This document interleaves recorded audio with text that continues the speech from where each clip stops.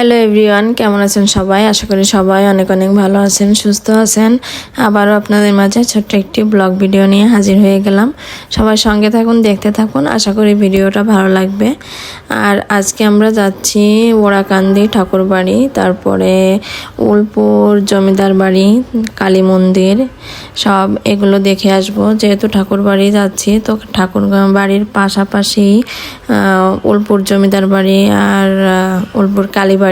আর আমি ভিডিওতে ছবিতেও দেখেছি কালী মন্দিরটা অনেক সুন্দর। তো ওড়াকান্দি যেহেতু গিয়েছি, আমরা একবারে ঘুরে আসব। আর এই যে আমরা চলে এসেছি ঠাকুর বাড়ি। আর আস্তে আস্তে আমাদের 12টা সাড়ে 12টা বেজেছিল।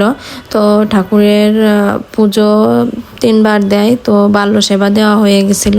তো এখন যে পুজো দেবে, তো তার আগে আমরা এসেছিলাম। এসে এখানে আমরা যে জিনিসগুলো এনেছিলাম, ফল মিষ্টি পুজো দেওয়ার জন্য, তো সেগুলো দিলাম। আর সবাই মিলে প্রণাম করলাম। এখন যিনি পুজো দেয় এখানকার ঠাকুর মশাই, তো উনি আসবে, উনি আসলে পুজোয় বসবে। তো আমরা সবাই এখানে প্রণাম করে বসলাম। বসে পুজো দেওয়ার পরে আবার বাড়ির ভিতরের দিকে গেছিলাম, কারণ ওখানে ছোটো মা, তারপরে মেজো মা, ওনাদের সঙ্গে দেখা করতে। তো আমরা একটু এই যে মন্দিরের সামনে ঘোরাঘুরি করলাম। এখানে মূলত 3টা মন্দির। তো এইটা নতুন একটা মন্দির ছিল, তো ওটা সংস্কার করে আবার বড় করে মন্দির করা হচ্ছে ওই মন্দিরটার উপরেই। এই মন্দিরটা কিন্তু অনেক সুন্দর হচ্ছে। তো অনেক দিন ধরে কাজ চলছে, আমরা অনেক আগে থেকে আসি। আর আমরা যখন আগে কোটালীপাড়ায় ছিলাম, তো প্রায়ই আসতাম এখানে। ছুটি পড়লে, বন্ধ হলেই চলে আসতাম বেড়ানোর জন্য, কারণ এখানে প্রতি বুধবারের দিন অনেক অনুষ্ঠান হয়। তারপরে অনেক দল আসে, ডাঙ্কার দল।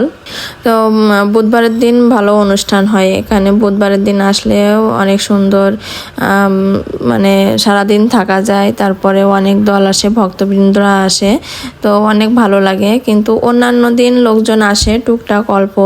তো আমরা শুক্রবারের দিন গিয়েছিলাম, কারণ শুক্রবারের দিন ছাড়া আমাদের সময় নেই। তো এই জন্য শুক্রবারের দিন গিয়েছিলাম। আর ওই পাশে আমরা গিয়েছিলাম ছোটো মার জন্য দেখা করার জন্য। তো ছোটো মা বাড়িতে নাই, উনি কোথায় গিয়েছে, তো আসতেছে। তো ওখানে দেখা করে এখন মেজো মার এখানে আসলাম, এসে প্রণাম করলাম।